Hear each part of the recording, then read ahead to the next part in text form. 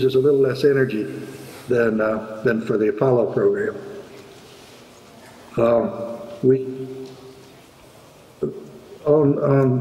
There is some interest in returning a rock sample from the moon, and the return from the moon is different also. The reason for that is we don't have to keep astronauts alive, so we can enter in a much steeper re-entry than was possible for Apollo. As far as there's not that much difference. I'll just emphasize again, we had to pretty much invent techniques on the fly because the computers were so new. But the programs we got finally were pretty much the same ones we use today.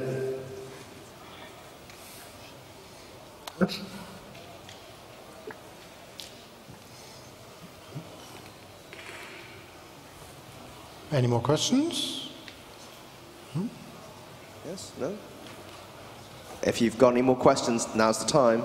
Just come up, use the mic.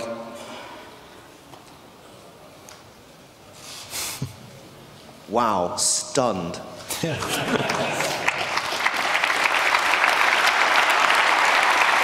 Oh, we have a taker.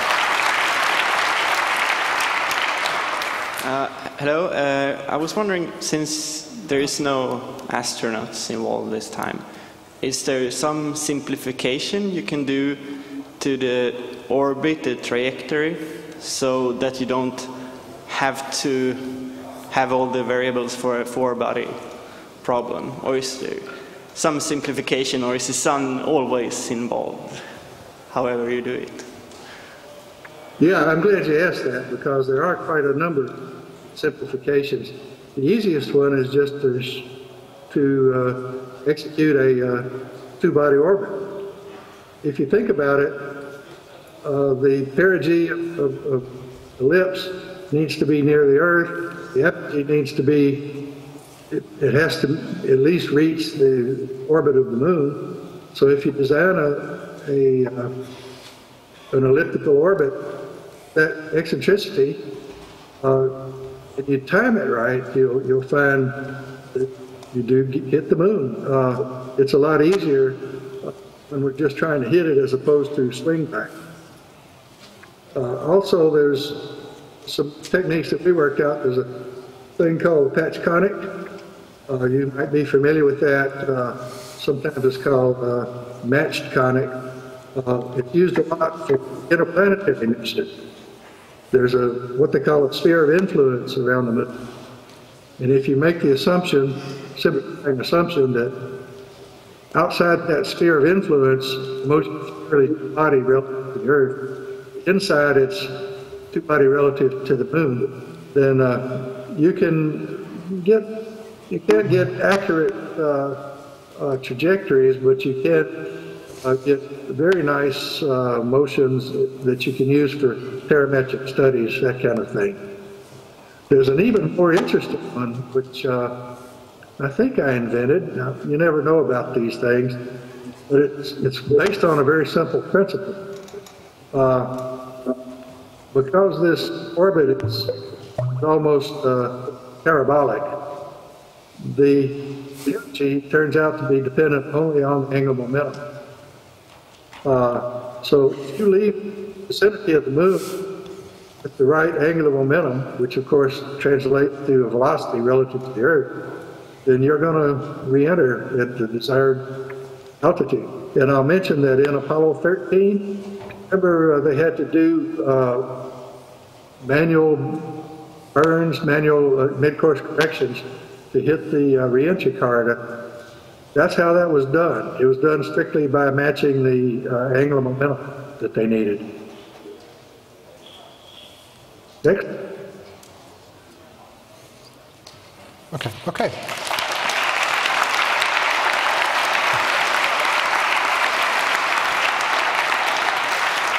Thank you very much. Okay. Okay, bye-bye. Bye-bye.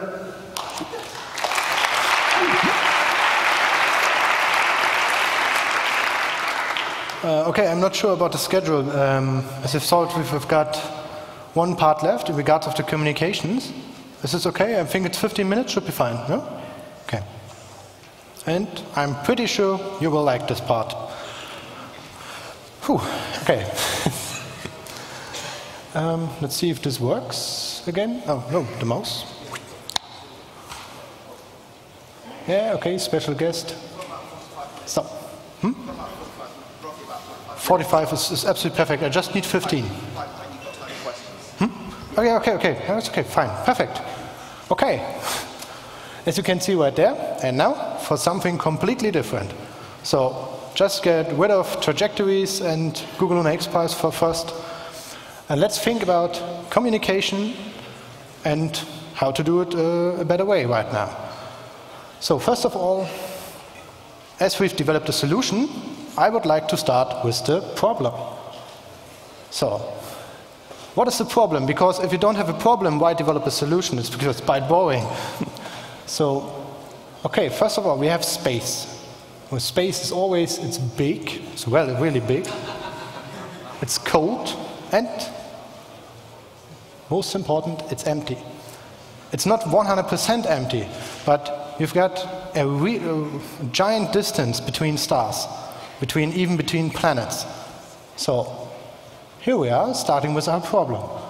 Our first problem is distance. So just give you 4 examples. The first one we already know about is the distance between Earth and Moon. It's about 400 kilometers. That's fine, we've already heard that. Okay, so let's look at the distance between Earth and Mars. That's about 130 million kilometers. It's an average value because Mars has a relatively distinct rotationally distance fluctuations between Earth. There's a wonderful graphic on Wikipedia on this. And this is pretty cool. This is the distance between Earth and the farthest ever man-built object away from Earth still communicating with us. And it's 60.9 billion kilometers, if I'm correct, yes. It's Voyager 1. It's pretty cool. Okay, so why I'm telling you this? Because with distance, always there's a problem. The problem is not just mathematics, because I'm not so much into mathematics. So I try to explain you this equation a little bit with some graphics. So let's look at this. We have our Earth. Everyone knows it. We have the geostationary orbit. On the geostationary orbit, we have all the satellites you can communicate with to do the important things like watching DVB-S HD TV all day. So, communicating with this satellite is absolutely no problem. You can watch HD television, no problem, okay. So, let's look at something like this example. If we place this sending unit from the geostationary orbit in the orbit of the Moon, you will see that you need a 100 times more signal strength to get the same signal back to Earth. So, just to show you what this equation means, you can see, if you look at the distance, because it's factor 10, you can see that's 1 divided by r power of 2. So you see the equation works out. So what does this mean? This extreme high factor, 100. Okay, let's look at the next slide and we'll see. Yeah, okay. Greater distance between 2 objects always leads to the fact that you need larger sending and receiving antennas. The interesting part of that is, it's not everyone thinks about antennas like the very large array in New Mexico. We have this very big high gain antennas, 30 diameter and 15 pieces of it sorted like an X in the middle in the desert. So these are big antennas. But if you read this sentence, you see you have to size the sending antenna too. So if you need a high bandwidth, your craft, which is moving into space, always needs a larger and more powerful and more energy-based antenna to transmit the same amount of data that it was transmitting by half the distance. So this is something you have to keep in mind because energy is something you don't have in a spacecraft.